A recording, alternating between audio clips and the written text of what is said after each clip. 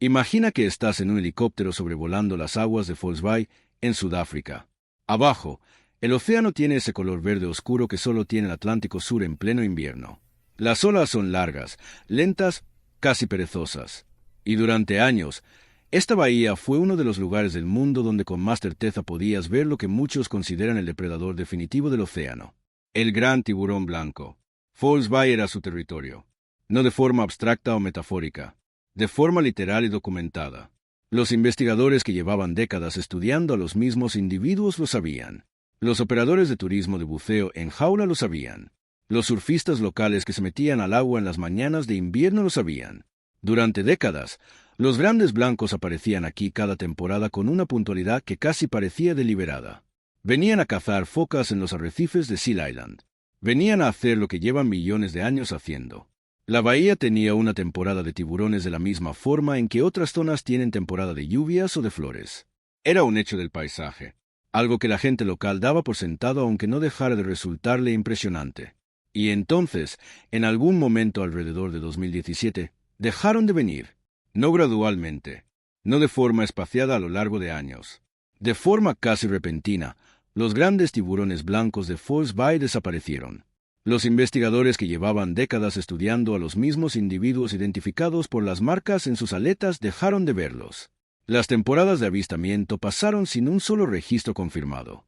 Y las focas de Seal Island, sin su depredador habitual, empezaron a comportarse de una forma diferente.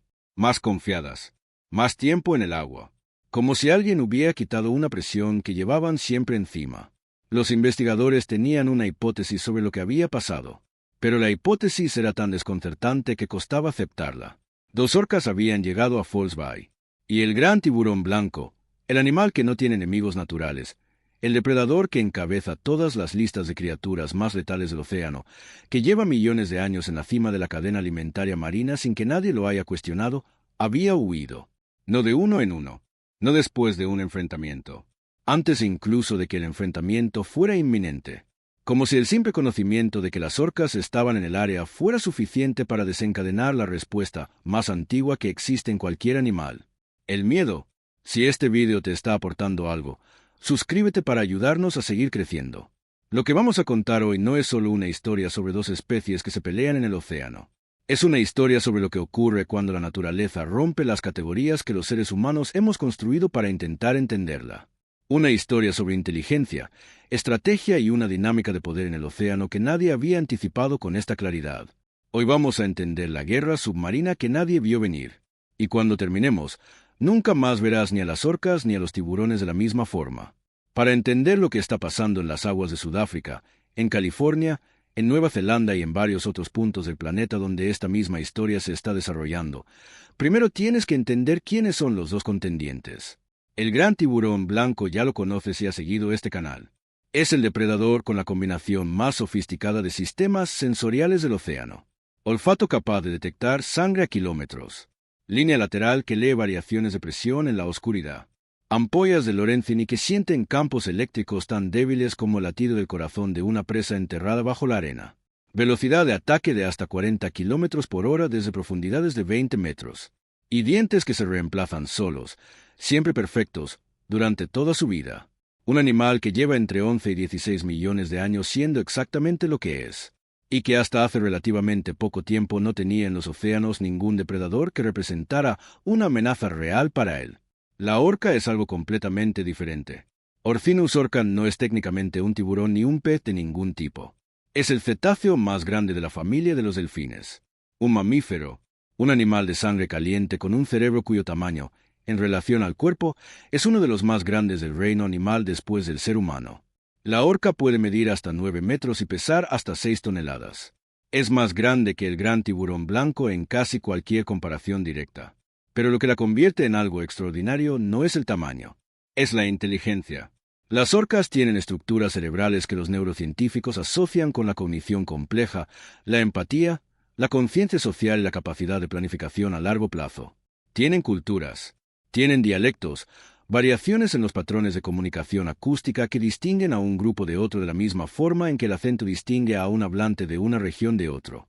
Tienen tradiciones que se transmiten de generación en generación y que varían entre poblaciones que habitan el mismo océano pero que han desarrollado estrategias de caza completamente diferentes.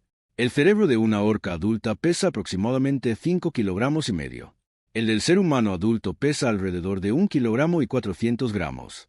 En términos absolutos, el cerebro de la orca es casi 4 veces más grande que el nuestro.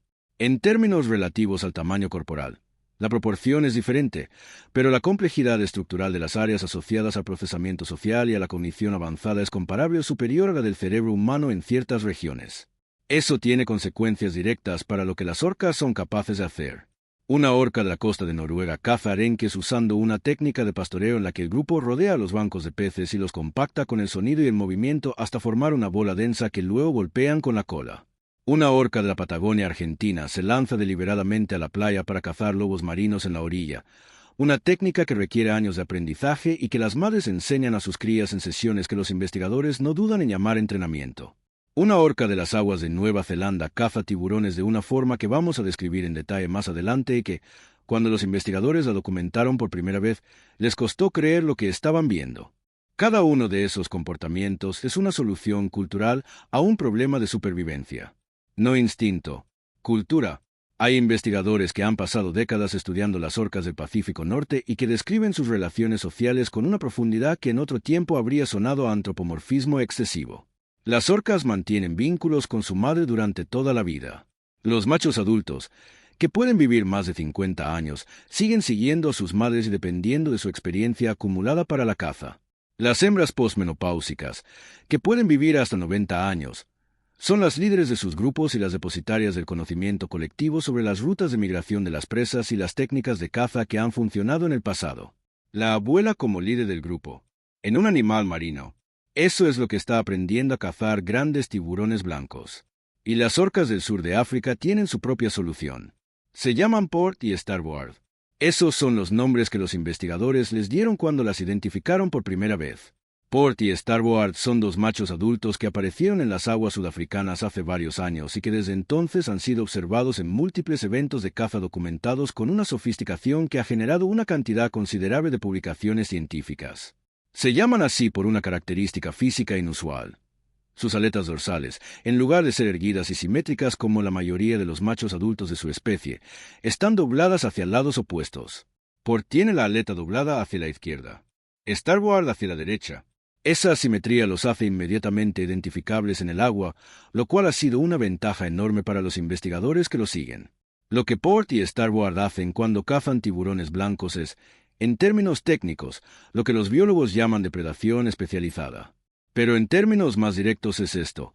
Han desarrollado una técnica de caza específica para un tipo de presa específico, la han refinado con el tiempo, y la ejecutan con una eficiencia que resulta difícil de observar sin una mezcla de fascinación y algo que se parece bastante al respeto. El primer caso bien documentado en Sudáfrica que involucró a Port y Starboard ocurrió en mayo de 2022 en las aguas de Pearly Beach, cuando los investigadores encontraron los restos de un tiburón blanco con el patrón de heridas que ya habían empezado a asociar con estas dos orcas. La cavidad torácica abierta, el hígado extraído con precisión, el resto del cuerpo intacto.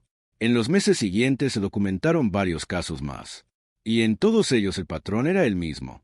No un ataque caótico de un depredador con hambre, una extracción quirúrgica de la parte más nutritiva del animal. Los investigadores que examinaron las carcasas describieron las heridas con una precisión que dejaba poco margen para la interpretación. Las incisiones en la cavidad torácica no eran mordeduras aleatorias. Eran aperturas precisas, realizadas desde ángulos específicos que maximizaban el acceso al hígado mientras minimizaban el esfuerzo necesario para extraerlo. Eso implica práctica. Implica que este comportamiento no se estaba ejecutando por primera vez. Vamos a describir esa técnica con más detalle. Pero antes hay que entender por qué el gran tiburón blanco, con todos sus sistemas, con toda su sofisticación, es vulnerable frente a ella. Si estás llegando hasta aquí, es porque esto te importa de verdad. Dale al like y ayúdanos a que este contenido llegue a más personas que lo necesitan. El gran tiburón blanco tiene una vulnerabilidad que sus millones de años de evolución no habían necesitado resolver. Es vulnerable a la tónica inmóvil. La tónica inmóvil, o tonic immobility en inglés, es un estado de inmovilidad involuntaria que se produce en los tiburones cuando se los invierte, es decir, cuando se giran hasta quedar con el vientre hacia arriba. En ese estado, el sistema nervioso del tiburón entra en algo parecido a un trance. Los músculos se relajan. La respiración se vuelve lenta y regular. Los ojos giran hacia atrás. Y el animal queda completamente inmóvil, incapaz de resistirse a lo que ocurre a continuación. Desde el punto de vista neurológico, la tónica inmóvil parece ser una respuesta del sistema nervioso autónomo que se activa en situaciones de estrés extremo e inescapable. Es análoga a lo que en los mamíferos llamamos respuesta de congelación, ese estado en que el cuerpo deja de responder ante una amenaza que el cerebro evalúa como imposible de enfrentar o evitar. Los investigadores que trabajan con tiburones en entornos de investigación y rehabilitación lo usan deliberadamente. Un tiburón en tónica inmóvil puede ser examinado, etiquetado, tratado médicamente sin sedación química. El estado dura entre 15 y 20 minutos en la mayoría de los casos, tiempo más que suficiente para cualquier procedimiento. Y las orcas han descubierto cómo inducirlo. La maniobra que las orcas utilizan para voltear al tiburón no es fuerza bruta, es precisión. La orca se posiciona en un ángulo específico respecto al tiburón, generalmente acercándose desde abajo y desde un lateral, y ejecuta un golpe con la aleta pectoral o un empuje con el morro que rota al tiburón sobre su eje longitudinal. Un tiburón de 2.000 kilogramos. Rotado con precisión. El tiburón entra en tónica inmóvil. Y la orca, con el tiburón completamente inmóvil, tiene todo el tiempo del mundo para lo que viene después. Hay algo especialmente notable en este mecanismo cuando lo piensas desde la perspectiva del tiburón. El gran tiburón blanco lleva millones de años siendo el depredador que induce el pánico en sus presas. Es el animal ante el que los leones marinos entran en pánico. El que hace que las focas salten fuera del agua en desesperación. El que genera ese estado de estrés extremo en sus víctimas que los paraliza o los hace cometer errores que el tiburón aprovecha. Y ahora hay un animal que ha encontrado la forma de hacer exactamente lo mismo con él. De usar la biología del tiburón contra el tiburón. Eso es lo que convierte a esta historia en algo más que una anécdota de comportamiento animal. Es una demostración de que en el océano, como en cualquier otro sistema complejo, la inteligencia puede encontrar las vulnerabilidades que la fuerza no puede. Pero las orcas lo han convertido en una herramienta de caza.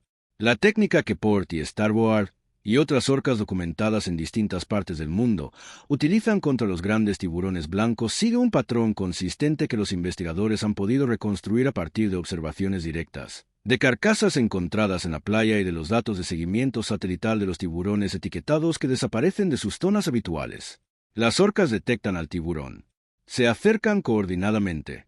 Una de ellas, generalmente la más experimentada, realiza una maniobra de aproximación calculada que coloca al tiburón en una posición de la que no puede escapar fácilmente.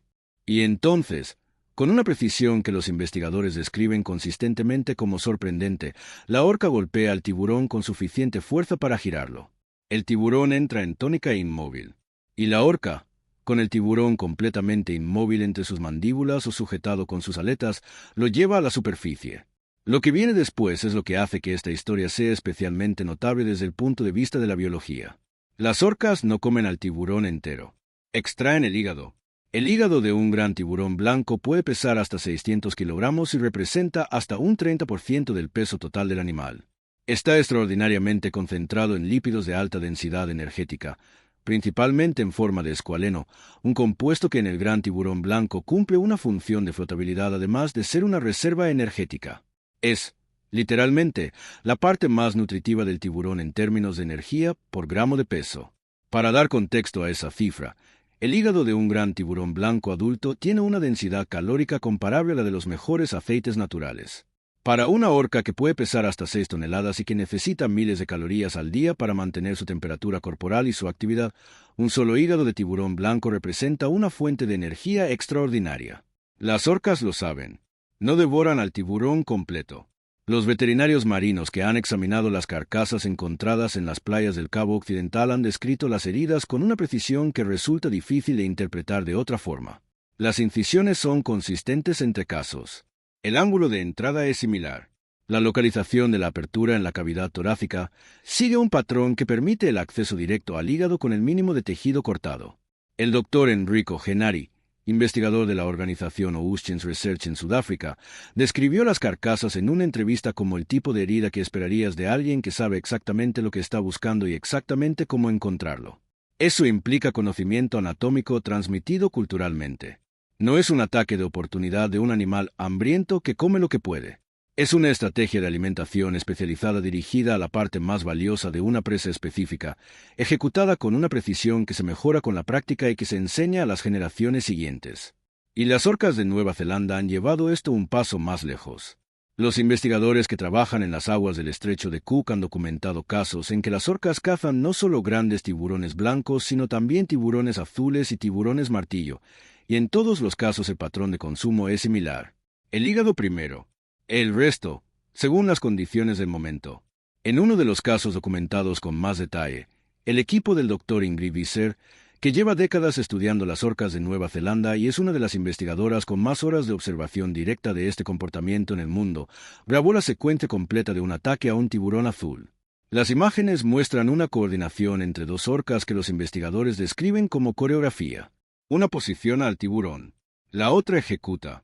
El intercambio de roles en mitad de la caza, adaptándose a los movimientos del tiburón en tiempo real, implica una comunicación activa entre los dos animales durante el proceso.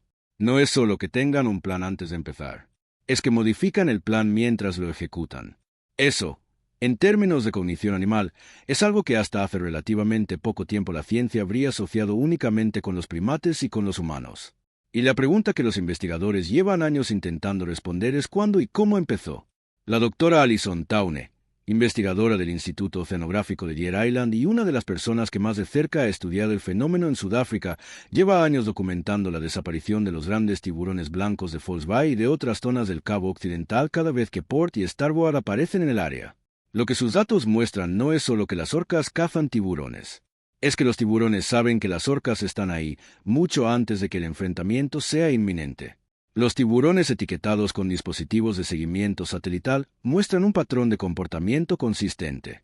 Cuando las orcas entran en una zona, los tiburones blancos que llevaban semanas o meses en esa área se van en cuestión de horas. No en días, en horas, y no vuelven en semanas. En algunos casos documentados, los tiburones etiquetados no regresaron a sus zonas habituales durante meses. En otros, simplemente no regresaron. ¿Cómo detectan los tiburones la presencia de las orcas con tanta antelación? La respuesta más probable está en los bioacústicos del océano. Las orcas son animales extremadamente ruidosos. Sus vocalizaciones viajan cientos de kilómetros bajo el agua. Y los tiburones, que no tienen oído en el sentido en que lo entendemos pero que son extraordinariamente sensibles a ciertos rangos de frecuencia sonora a través de su línea lateral y de otros receptores, parecen ser capaces de detectar las señales acústicas de las orcas a distancias considerables. Los investigadores de la Universidad de California en Santa Cruz han realizado experimentos en los que reproducen grabaciones de vocalizaciones de orcas bajo el agua en zonas de alta concentración de tiburones. Los resultados son consistentes con lo que se observa en la naturaleza. Los tiburones cambian su comportamiento en respuesta a esos sonidos. Se alejan de la fuente, descienden a mayor profundidad, y en algunos casos abandonan el área. No es una respuesta condicionada aprendida en cautividad. Es una respuesta que parece estar ya codificada en el comportamiento del tiburón de una forma que sugiere que la dinámica entre orcas y tiburones tiene una historia más larga de lo que los registros recientes indicarían. Hay registros históricos de marineros y pescadores que datan del siglo XIX que describen a las orcas persiguiendo a los tiburones en zonas del Pacífico Norte. Hay relatos de comunidades indígenas costeras que conocían esta dinámica mucho antes de que la ciencia occidental la documentara formalmente. Lo que es relativamente nuevo es la escala del fenómeno y su documentación sistemática. Es como si el tiburón reconociera un patrón de sonido específico y respondiera con lo único que tiene sentido en ese contexto: huir. El impacto ecológico de este comportamiento es algo que los investigadores están apenas empezando a cuantificar, y los datos que están apareciendo son inquietantes. Cuando los tiburones blancos abandonan una zona, las consecuencias se propagan por toda la cadena alimentaria de esa área de la misma forma que describimos en otros vídeos de este canal. Las focas cambian su comportamiento. Pasan más tiempo en el agua. Cazan con menos precaución.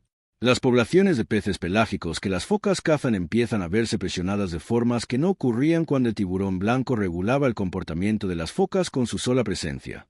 Pero hay algo más que los investigadores han documentado en False Bay específicamente que añade una capa adicional de complejidad. Cuando los tiburones blancos desaparecieron de la bahía, otra especie de tiburón empezó a aparecer con más frecuencia. El tiburón azul, Prionace glauca, que normalmente evita las zonas de alta concentración de tiburones blancos, empezó a explorar los arrecifes de Seal Island con una regularidad que no tenía antes. El tiburón azul es un depredador capaz y eficiente, pero no es el gran tiburón blanco. Su impacto sobre las poblaciones de focas es diferente. Sus patrones de caza son diferentes. Y la reorganización del ecosistema que su mayor presencia está generando es algo que los ecólogos todavía están tratando de entender. Lo que esto ilustra es el concepto de cascada trófica, esa reorganización en cadena que se produce cuando un elemento clave de un ecosistema cambia de posición o desaparece. El gran tiburón blanco no era solo un depredador de focas. Era el organizador de toda una red de relaciones entre especies que dependía de su presencia para funcionar de una determinada manera. Quitarlo de la ecuación, aunque sea temporalmente y aunque sea por la acción de otro depredador natural, tiene efectos que se extienden mucho más allá de la relación directa entre tiburones y focas. Y eso está ocurriendo en múltiples zonas simultáneamente. No es solo False Bay. En las Islas Farallón, frente a San Francisco, los investigadores documentaron la desaparición casi completa de los grandes tiburones blancos de la zona, después de que un par de orcas cazara 2 tiburones en octubre de 1997. Los tiburones no regresaron a las Farallón ese año. En los años siguientes, su presencia en la zona fue significativamente menor que en la década anterior. Pero el caso de las Farallón tiene un detalle adicional que lo hace especialmente notable. Los biólogos del Punto Reyes Bird Observatory, que llevan décadas monitoreando la fauna marina en esa zona, documentaron algo que no esperaban. Cuando los tiburones blancos desaparecieron de las Farallón en 1997, las colonias de elefantes marinos de la isla, que son la presa principal de los tiburones blancos en esa zona, cambiaron su comportamiento de forma inmediata. Los elefantes marinos empezaron a pasar más tiempo en el agua. Sus patrones de buceo cambiaron. Y los niveles de estrés medibles en la población, que los investigadores monitorizaban mediante análisis hormonales de muestras de heces, cayeron de forma estadísticamente significativa. Los elefantes marinos sabían que los tiburones se habían ido, y respondieron a esa información. Eso demuestra que el paisaje del miedo que el tiburón blanco genera en su entorno es real y medible, y que cuando ese miedo desaparece, el ecosistema se reorganiza de formas que los modelos predictivos pueden describir en términos generales pero no anticipar en todos sus detalles. En las aguas de Nueva Zelanda se han documentado casos similares de desplazamiento de tiburones blancos por orcas. En las costas de California, los investigadores del Sark Research Institute han registrado patrones de evasión consistentes con los observados en Sudáfrica. En aguas australianas, aunque con menos documentación sistemática, hay registros anecdóticos de comportamientos similares que los investigadores están empezando a analizar con más rigor. Esto no es un fenómeno local, es un patrón global. Y lo que hace que ese patrón sea especialmente notable es la velocidad a la que parece estar desarrollándose. Las orcas no han cazado tiburones blancos durante millones de años de forma documentada y masiva. La especialización en este tipo de presa es relativamente reciente en términos evolutivos, aunque determinar exactamente cuándo empezó es difícil dado que el registro histórico es incompleto. Hay una pregunta que los investigadores se hacen con frecuencia y que no tiene una respuesta simple. ¿Por qué ahora? ¿Por qué las orcas están desarrollando y expandiendo esta especialización en caza de tiburones blancos de forma aparentemente acelerada en las últimas décadas? Hay varias hipótesis que no son mutuamente excluyentes. La primera tiene que ver con la disponibilidad de presas alternativas. Las orcas, que históricamente dependían de presas más abundantes, como ciertas especies de peces o mamíferos marinos, están viendo cómo esas presas disminuyen debido a la sobrepesca y a los cambios en los ecosistemas marinos. En ese contexto, explorar nuevas fuentes de alimento, aunque requieran técnicas más sofisticadas, puede ser una respuesta adaptativa a la escasez. La segunda hipótesis es que este comportamiento existía antes, pero a una escala demasiado pequeña para ser detectado sistemáticamente con los métodos de observación que teníamos disponibles. Que PORT y Starboard no son una novedad evolutiva, sino la punta visible de un iceberg de comportamiento que siempre estuvo ahí, pero que la tecnología moderna de seguimiento y monitoreo está permitiendo documentar por primera vez. La tercera hipótesis, la más inquietante desde el punto de vista de la conservación, es que la reducción de las poblaciones de tiburones blancos por la actividad humana ha cambiado la dinámica de riesgo para las orcas. Un tiburón blanco en una población densa, con muchos individuos presentes en la misma zona, puede ser una presa más difícil de aislar y neutralizar que un tiburón blanco en una población reducida donde los individuos están más dispersos y son más vulnerables a ataques coordinados. Si esa hipótesis es correcta, significaría que la actividad humana que ha reducido las poblaciones de tiburones blancos ha creado inadvertidamente las condiciones que hacen más viable la caza de tiburones por orcas. Lo que sí está claro es que PORT y Starboard y los grupos de orcas similares en otras partes del mundo están refinando activamente esta habilidad. Están aprendiendo, están transmitiéndola. Y los tiburones, que llevan millones de años en el nivel más alto de la cadena trófica sin un depredador que los amenace de forma sistemática, están respondiendo con el único comportamiento que tiene sentido ante algo para lo que su evolución no los ha preparado. Evitación. Hay algo filosóficamente perturbador en esa imagen si te detienes a pensarlo. El gran tiburón blanco es, por la mayor parte de las métricas que usamos para medir el peligro en el océano, el animal más formidable de los mares. Sus sistemas sensoriales son extraordinarios. Su velocidad de ataque es letal. Sus dientes son perfectos. Y lleva más tiempo en los océanos que cualquier otro gran depredador que conozcamos hoy. Y sin embargo, cuando aparecen dos orcas en su territorio, el gran blanco se va. No porque las orcas sean más grandes, aunque en muchos casos lo son. No porque sean más rápidas, porque en aguas abiertas el tiburón puede igualar o superar la velocidad de crucero de una orca, sino porque las orcas tienen algo que el tiburón no tiene. Un plan, coordinación, comunicación, la capacidad de ejecutar una estrategia de caza que requiere que dos o más individuos actúen de forma sincronizada para neutralizar las ventajas defensivas de su presa. El gran tiburón blanco es un depredador solitario extraordinario. La orca es un depredador social extraordinario. Y cuando esas dos estrategias se enfrentan directamente, la estrategia social gana. No siempre, no en todas las circunstancias. Hay registros de tiburones que han escapado de intentos de caza por orcas. Hay registros de tiburones que han respondido a las orcas con comportamientos que los investigadores interpretan como defensivos y que en algunos casos parecen haber funcionado. Pero como patrón general, como tendencia documentada a lo largo de años de observación en múltiples ubicaciones geográficas, la dirección es clara. Las orcas están ganando. Y eso tiene consecuencias que van mucho más allá de la relación entre estas dos especies. Porque si las orcas están desplazando los tiburones blancos de sus zonas habituales de caza, y si eso está afectando al ecosistema de esas zonas de las formas que los datos sugieren, entonces estamos ante un cambio en la estructura ecológica del océano que los modelos predictivos no habían anticipado. El gran tiburón blanco lleva millones de años siendo el regulador de los ecosistemas costeros donde habita. Ha cumplido ese rol durante extinciones masivas, durante cambios climáticos que transformaron los océanos, durante todo lo que la historia geológica de este planeta le ha lanzado. Pero la presión evolutiva que ahora enfrenta es diferente a todas las anteriores. No viene de un cambio ambiental gradual que da tiempo para adaptarse. Viene de un depredador inteligente que aprende, que transmite lo que aprende y que está activamente modificando su comportamiento para ser más eficiente en la caza de un animal específico. El gran tiburón blanco no tiene tiempo evolutivo para responder a eso. Lo que puede hacer, y lo que los datos sugieren que está haciendo, es cambiar su comportamiento a nivel individual y de grupo. Evitar las zonas donde las orcas son frecuentes. Modificar sus rutas de migración. Ajustar sus patrones de presencia en función de la información acústica que el océano le proporciona sobre dónde están sus nuevos enemigos. Eso es adaptación conductual. No es lo mismo que la adaptación evolutiva que tardaría generaciones. Pero es algo, y los tiburones blancos llevan suficiente tiempo en el océano como para que esa flexibilidad conductual esté integrada en su repertorio de respuestas. Hay datos que sugieren que esa adaptación ya está ocurriendo. Los tiburones etiquetados que abandonaron False Bay después de la llegada de Port y Starboard no desaparecieron del registro de seguimiento satelital. Simplemente aparecieron en otros lugares. Algunos se desplazaron hacia el este, hacia aguas donde las orcas especializadas en caza de tiburones son menos frecuentes. Otros ampliaron su rango de movimiento de formas que los investigadores no habían observado antes en esos mismos individuos. Un tiburón blanco hembra al que los investigadores llamaron Ellen, que había sido uno de los individuos más consistentemente presentes en False Bay durante más de una década, fue detectada por sus etiquetas satelitales a más de 1000 kilómetros de su zona habitual en los meses posteriores a la llegada de las orcas.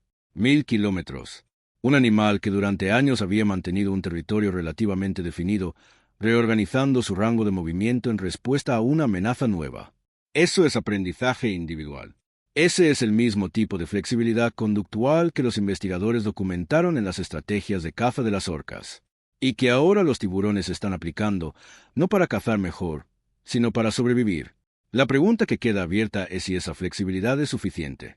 Si los tiburones blancos pueden reorganizar su distribución geográfica con la rapidez necesaria para mantenerse fuera del alcance de orcas que también están aprendiendo y adaptándose activamente. Es una carrera de adaptaciones. Y en este momento, Con los datos disponibles, las orcas parecen llevar ventaja, porque hay que recordar que esas poblaciones ya están bajo presión por otras razones. La pesca incidental, la caza histórica, la destrucción de su hábitat, la reducción de las poblaciones de sus presas por la sobrepesca. El gran tiburón blanco ya es una especie vulnerable antes de añadir a la ecuación el factor de las orcas especializadas en cazarlos. Hay un debate activo en la comunidad científica sobre cómo interpretar lo que está ocurriendo. Una parte de los investigadores argumenta que la presión de las orcas sobre los tiburones blancos es un fenómeno ecológico natural que el océano ha manejado en el pasado y que no necesariamente representa una amenaza a largo plazo para las poblaciones de tiburones.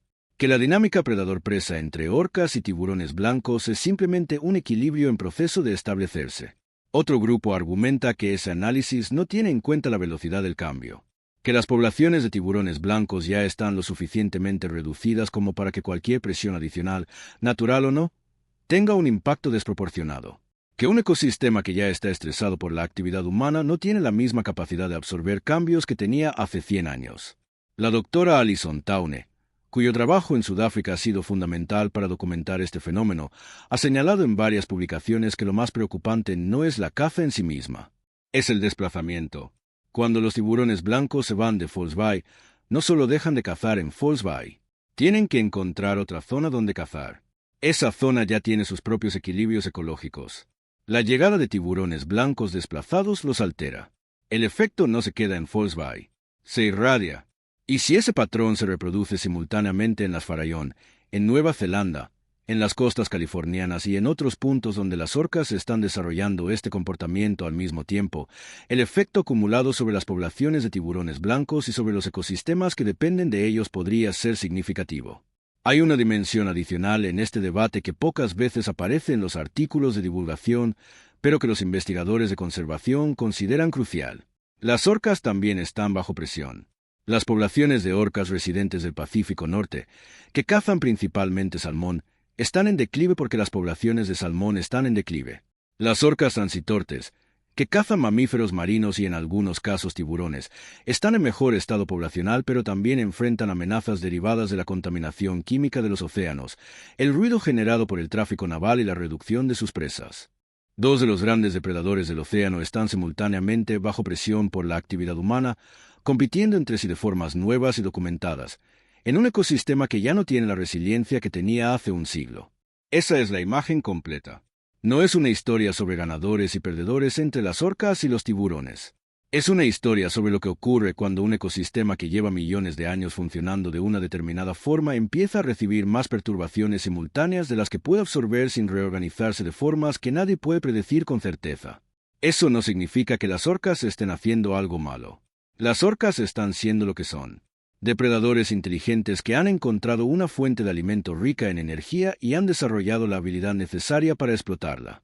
Desde el punto de vista de las orcas, esto es exactamente lo que deberían estar haciendo. Lo que complica la historia es el contexto en el que está ocurriendo. En un océano sano, con poblaciones robustas de grandes tiburones blancos distribuidas por múltiples zonas, la presión de las orcas sería un factor más en un sistema con suficiente resiliencia para absorberlo. En el océano de hoy, con poblaciones de tiburones blancos ya reducidas y fragmentadas, ese mismo factor tiene un peso diferente. Añadir esa presión adicional a una especie que ya está en declive es algo que los conservacionistas observan con una preocupación que los datos actuales no permiten todavía cuantificar con precisión. Lo que sí se puede decir con certeza es que esta historia no ha terminado. Port y Starboard siguen en el agua, siguen cazando, siguen siendo estudiados por un equipo de investigadores que publica sus hallazgos en tiempo real, algo que en la historia de la biología marina es extraordinariamente inusual. Y en algún lugar del Atlántico Sur, lejos de False Bay, hay grandes tiburones blancos que hace años eran los dueños de esa bahía y que ahora están en algún otro lugar que las orcas todavía no han reclamado. Moviéndose, adaptándose, buscando aguas donde el sonido que más temen no llegue a ellos. Hay algo que esta historia le dice a los seres humanos más allá de la biología. Construimos narrativas sobre la naturaleza que son cómodas precisamente porque son simples. El tiburón blanco es el depredador supremo. Las orcas son inteligentes pero no peligrosas. Los océanos son estables y predecibles en sus grandes estructuras. Y luego la naturaleza hace lo que ha hecho siempre. Demuestra que las narrativas son provisionales, que la realidad es más compleja, más dinámica y más sorprendente que cualquier categoría que los seres humanos podamos construir para intentar contenerla. La guerra submarina entre orcas y tiburones blancos es una de esas demostraciones. No sabemos cómo termina. No sabemos qué océano quedará cuando este proceso alcance un nuevo equilibrio, si es que lo alcanza. No sabemos si los tiburones blancos podrán adaptarse con suficiente velocidad, si las orcas continuarán expandiendo esta especialización o si factores externos que todavía no hemos identificado cambiarán la ecuación de formas que hoy no podemos anticipar. Lo que sí sabemos es que estamos viendo algo extraordinario. Dos de los animales más fascinantes que la evolución ha producido, enfrentándose en un conflicto que está redefiniendo la estructura de poder en el océano en tiempo real. Y tenemos la suerte de poder verlo, de tener los instrumentos para documentarlo, los investigadores para interpretarlo, y los canales para contarlo, porque lo que ocurre en el fondo del océano no es ajeno a lo que ocurre en la superficie. Cada especie que desaparece, cada equilibrio que se rompe, cada dinámica nueva que emerge en las profundidades acaba teniendo consecuencias que llegan hasta nosotros de formas que a veces tardan décadas en hacerse visibles. El gran tiburón blanco no es solo un animal fascinante. Es parte de la infraestructura invisible que mantiene los océanos funcionando. Y los océanos son parte de la infraestructura invisible que mantiene el planeta funcionando. Cuidar de entender eso es, al final, cuidar de nosotros mismos. No te pierdas lo que viene. Lo que esta historia nos dice sobre el océano es algo que los biólogos marinos llevan décadas intentando comunicar al público general con diferentes grados de éxito. El océano no es estático. No es un sistema en equilibrio permanente, donde cada especie ocupa su nicho de forma fija e inamovible. Es un sistema dinámico donde las relaciones entre especies cambian, donde los depredadores aprenden y se adaptan, donde lo que era cierto hace 10 años puede no ser cierto hoy. Y los seres humanos, que hemos construido nuestra relación con el océano sobre la base de categorías fijas, como el tiburón es el depredador supremo del océano, necesitamos actualizar esas categorías a medida que los datos revelan una realidad más compleja y más fascinante. Hay algo en esta historia que nos habla también de nosotros mismos. Tendemos a pensar en el océano como un lugar que opera según reglas permanentes. El grande se come al pequeño, el más antiguo domina al más nuevo. Y cuando aparece algo que contradice esas reglas, nuestro primer impulso es descartarlo como anomalía. Lo que Port y Starboard están demostrando es que el océano no tiene reglas fijas. Tiene tendencias. Tiene presiones evolutivas. Tiene dinámicas que se establecen y se rompen en escalas de tiempo que a veces son demasiado cortas para que las reconozcamos como cambio. Lo que está pasando entre las orcas y los tiburones blancos es un cambio de dinámica ecológica que se está produciendo en tiempo real, delante de nuestros ojos, documentado por investigadores que están publicando sus hallazgos a medida que ocurren. Eso es extraordinariamente raro en la ciencia natural. Estamos en ese momento. Y la pregunta que queda abierta es ¿qué océano quedará cuando este proceso se estabilice? ¿Encontrarán los tiburones blancos nuevas zonas donde las orcas no lleguen? ¿Desarrollarán comportamientos defensivos más efectivos? ¿O los ecosistemas costeros que dependían de su presencia tendrán que reorganizarse en torno a una nueva ausencia? No lo sabemos. Y esa incertidumbre es exactamente lo que hace que el estudio del océano sea una de las empresas científicas más apasionantes de nuestro tiempo. El gran tiburón blanco sigue siendo uno de los animales más extraordinarios que la evolución ha producido. Sus sistemas sensoriales siguen siendo extraordinarios. Su rol en el ecosistema sigue siendo esencial, y su presencia en el océano sigue siendo algo que merece protección activa. Pero ya no es el incuestionable depredador supremo de todos los mares. Y esa revisión no lo hace menos admirable. Lo hace más interesante. Lo hace parte de una historia más grande, más compleja y más honesta sobre cómo funciona realmente el océano. Una historia en la que la inteligencia puede superar a la fuerza bruta, en la que la colaboración puede superar al individuo más formidable, en la que lo que parecía inamovible resulta ser, como casi todo en la naturaleza, provisional. El océano lleva 4.000 millones de años demostrando eso. Y nosotros llevamos apenas unos siglos aprendiendo a escucharlo. Cada vez que creemos que entendemos cómo funciona, el océano nos recuerda que la historia que conocemos es solo la parte que hemos tenido tiempo de leer, que hay capítulos enteros que ocurrieron antes de que llegáramos, y que hay capítulos que se están escribiendo ahora mismo, sin que nadie haya pedido permiso para cambiar la narrativa que creíamos definitiva. Lo que está pasando ahora mismo en las aguas de False Bay, en las Farallón, en Nueva Zelanda y en todos los demás puntos donde esta historia se está desarrollando es uno de los capítulos más extraordinarios de ese aprendizaje. Y estamos justo en el momento en que se está escribiendo. con Port y Starboard todavía en el agua, con los tiburones reorganizándose en algún lugar que todavía no conocemos, y con investigadores que se levantan cada mañana sabiendo que pueden encontrar datos que cambien lo que creían saber el día anterior. Eso es exactamente lo que hace que valga la pena seguir mirando al océano. Si este video te ha resultado útil, dale like para ayudar a otros a descubrirlo. Y si aún no te has suscrito, hazlo ahora para ayudarnos a seguir creciendo. Cada semana publicamos contenido que mejora tu salud, tu mente y tu calidad de vida.